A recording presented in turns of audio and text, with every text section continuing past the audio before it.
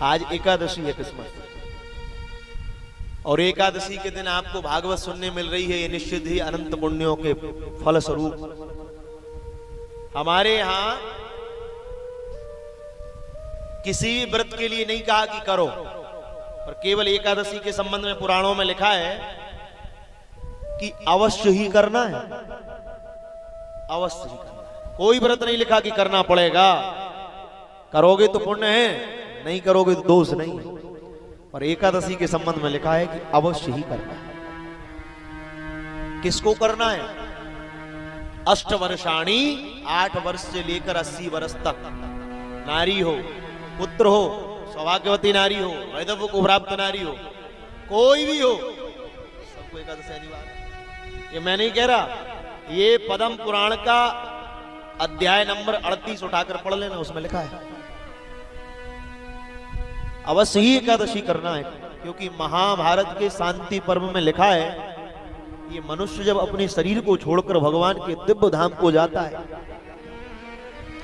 धर्मराज के सामने जब पहुंचता है, इसके सत और असत कर्मों का जब विवेचन होता है, तो धर्मराज पहली बात पूछते हैं कि भैया इसने अपने जीवन में एकादशी करी कि नहीं करी, एकादशी करी कि नहीं करी। क्योंकि पुण्यों की गिनती एकादशी से ही प्रारंभ होती है। और एकादशी की इतनी भारी महिमा है, लिखा है 12 ज्योतिर्लिंगों में जाकर भगवान शाम सदाशिव के दर्शन से जो पुण्य मिलेगा, चारों धामों में जाकर भगवान के स्वरूप का दर्शन करने से जो पुण्य मिलता है। और भक्त जब द्वारकापुरी जाता है तो चारों तरफ से 400 हाथ की भूमि चतुर्भुज हो जाती है। भगवान स्कंद महापुराण के द्वारिका महात्म्य में ये बात कह रहे हैं, चारों हाथ की भूमि चतुर्भुज के समान। वहां मानव 2 हाथ का दिखता है और उसको 4 हाथ वाले मनुष्य का पुण्य प्राप्त हो जाता है। वहां जाकर पुण्य मिलेगा,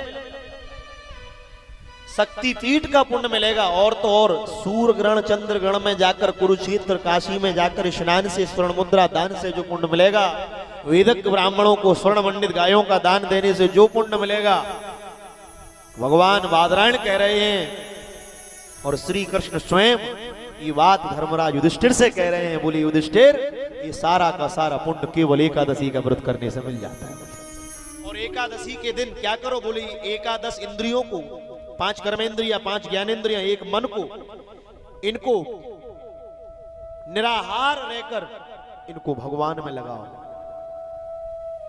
बहिर्मुख मत करो, इनको भगवान में लगाओ। और ये धीरे धीरे जब भगवान में लगने लगेगी तो त्याग की वृत्ति पुष्ट हो जाएगी।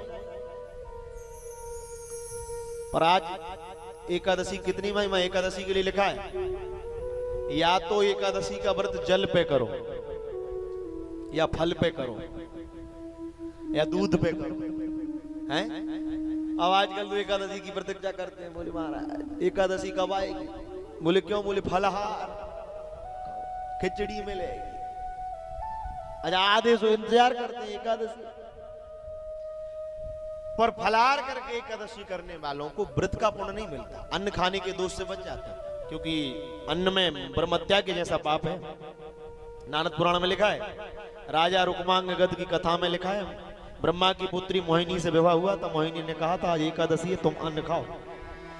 उसने कहा था जितने प्रकार के पाप हैं वो सारे पाप एकादशी के दिन अन्न में रहते हैं। बोली मेरे प्राण भी चले जाएं पर मैं इस दिन अन्न नहीं खाऊंगा।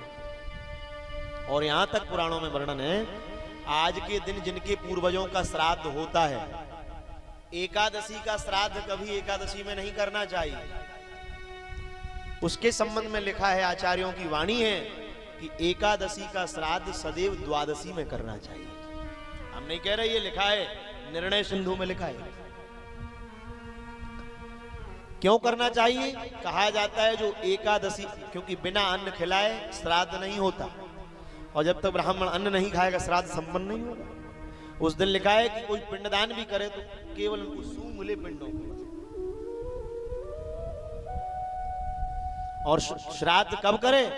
द्वादशी में श्राद्ध करे। बोले द्वादशी के दिन ब्राह्मणों को भोजन कराए तब उसका एकादशी का श्राद्ध मान होता है। नहीं तो लिखा है जो एकादशी के दिन श्राद्ध खाते हैं अथवा श्राद्ध करते हैं उनके पितर रौरव नरक में जाते हैं, उनकी मुक्ति नहीं होती। इसलिए ध्यान से सुनो, आजकल इन बातों को कौन विचार करता है? अब तो बस जो चाहे मन में आई वो अपनी बुद्धि से कर लेती। इसलिए कह रहे हैं जितेंद्रिया, इंद्रियों पर विजय पाओ।